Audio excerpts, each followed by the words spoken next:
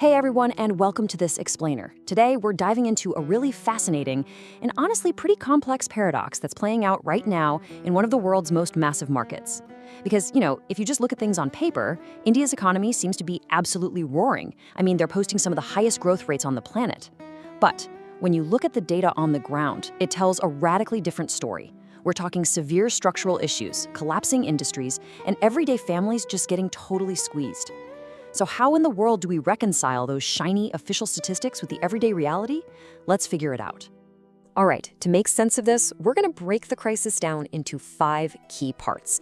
We'll peel back the layers, starting with the GDP paradox, then look at a debt-fueled market, the 3 external economic shocks, the inflation and currency crisis, and finally, wrap up with a depleted treasury. Okay, kicking things off with Section 1, the GDP paradox. And the main question we really have to ask ourselves here is, how exactly can an economy be officially booming, while at the exact same time its citizens are barely keeping their heads above water? Well, the contradiction is just staring us right in the face here. On one hand, you've got the government officially claiming a blistering 8.2% GDP growth. I mean, that makes India the fastest growing major economy in the world. But then, wait a minute. In May 2026, the Prime Minister is out there making a public plea, literally asking citizens to hold off on foreign trips, use less petrol, and, critically, reduce their cooking oil consumption by 10% as a sign of patriotism. Why? Just to save on foreign exchange expenditure. It's incredibly confusing, right? To really wrap our heads around these huge macroeconomic numbers, let's bring it down to a human level. The source highlights the story of a guy named Alpesh. He works in Surat, which is the world's largest diamond hub. So step 1, Alpesh is doing great. He's earning a solid $35,000 a month, finding real financial stability, even sending his daughters to a private English medium school. But then, step 2, global tariffs completely slam the diamond industry. His salary gets slashed in half to $18,000, and pretty soon after, he loses his job entirely. Which brings us to step 3. Alpesh is now quite literally carrying bundles of clothes just to scrape together $12,000 a month. He had to pull his kids out of private school. His upward mobility didn't just stall out, it went violently in reverse. And here is the real kicker. Alpesh is definitely not an isolated case. The source reports this absolutely staggering number. In just a tiny 3-month window between April and June 2025, 2.7 million people lost their jobs in the informal manufacturing sector. 2.7 million. We are talking about entire communities that rely on traditional, hands-on industries, watching their livelihoods just vanish overnight because of these external pressures. Which leads us perfectly into Section 2, a debt-fueled market. Because you've got to wonder, if millions of people are losing their jobs and their spending power, how does the consumer market look like it's still doing great? How are people still buying cars and TVs? Well, the secret ingredient is debt. The basic math of everyday survival has completely shifted. Look at this. Over a decade, the inflation-adjusted average salary actually dropped.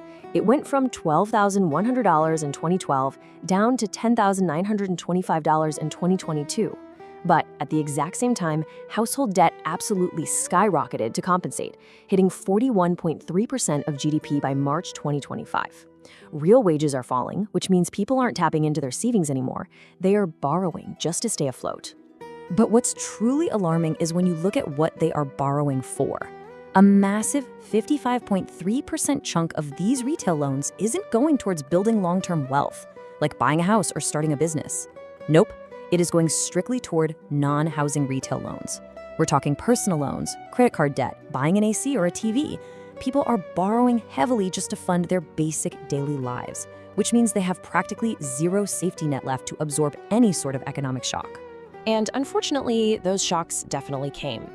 Let's move to Section 3 external economic shocks, and see how compounding global events basically body slammed an already super fragile domestic system.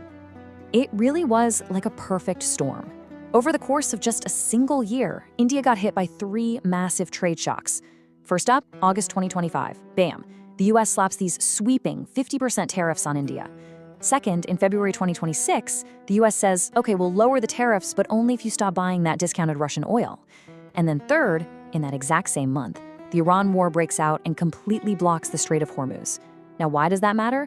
Because India gets 55% of its oil from the Middle East through that exact strait. So instantly, crude oil prices jumped 58% and fertilizer prices soared 66%. And the source makes it very clear that these aren't just abstract numbers. They are directly threatening millions of jobs in major export hubs. Take Tirupur, for example. It's known as India's dollar city because they export billions in garments.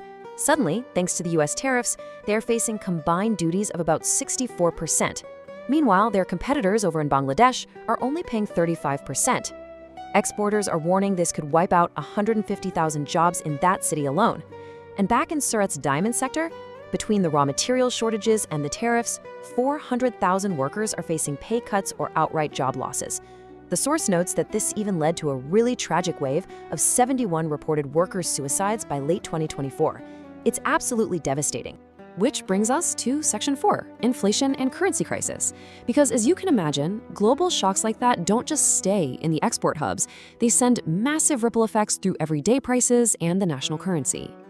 And here again, we see this wildly startling gap between the official data and what's actually happening on the ground. The official inflation rate for May 2026 was reported at a super manageable 3.93%. Nothing to worry about, right? But that's masking an incomplete truth. Because for the poorest citizens, the actual effective inflation they feel every day is staggering. Essentials on the black market just skyrocketed, like domestic LPG gas cylinders going from 950 rupees up to over $2,000. Economists calculate that the real inflation rate for lower-income families is actually hovering closer to 60%. And compounding that extreme inflation is a totally crashing currency. The Indian rupee hit an all-time low of 96.90 to the US dollar, literally making it the worst-performing currency in Asia in 2026. Now, for an economy that imports 90% of its crude oil, that is catastrophic. When the rupee drops like a rock, all those everyday essentials, fuel, fertilizers, machinery, become wildly more expensive to bring in.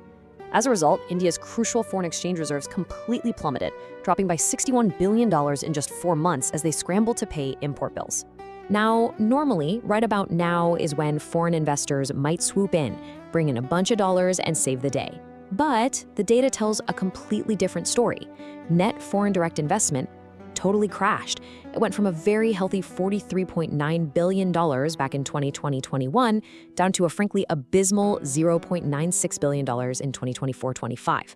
According to the source, in just the first half of 2026, foreign investors pulled a mind-blowing 2.7 trillion rupees out of the Indian market. So the capital isn't coming in, it's fleeing. So if the private sector is hurting and foreign capital is packing its bags, you're probably thinking, why doesn't the government just step in and spend their way out of it? Well, that leads us right into Section 5, a depleted treasury. Pretty much any economics textbook will tell you that during a crisis, a government should open up the treasury, stimulate the economy, and create jobs. But here is the trap India is currently stuck in. More than 80% of the government's revenue is already spoken for just to keep the lights on. Look at this. 25% goes straight to paying interest on old debts, 28% to salaries, 15% to pensions, and 15% to subsidies. Do the math, and there is practically nothing left over to actually fight a brand new economic crisis. And the reason those interest payments are bleeding them dry is because total central and state debt has literally tripled. It went from 62 trillion rupees in 2014 to over 197 trillion rupees in 2026. The debt to GDP ratio is sitting around 82% now, which is way above the 40% level generally recommended for developing nations. The source firmly argues that this massively ballooning debt is what's restricting any meaningful stimulus. And they are pretty critical of the leadership here, alleging that instead of prioritizing stimulus for those collapsing export hubs like Surat and Tirupur, the government is continuing to spend hundreds of millions of taxpayer rupees on stuff like expensive global PR campaigns, TV ads, and foreign trips. All of which leaves us with a really critical question to ponder. For years now, the official roadmap promised the world that India would become a $5 trillion economy by 2022. Then it was pushed to 2025. Now it's being projected for 2030. Or maybe even 2047. So, what do you think? Will India be able to overcome this massive structural debt, adapt its workforce, and survive these crazy global shocks to finally hit that goal? Or are these underlying everyday realities just going to keep pushing that dream further and further away? Thank you so much for joining me for this explainer. I hope it gave you a much clearer, structured view of the actual data behind all the flashy headlines. See you next time.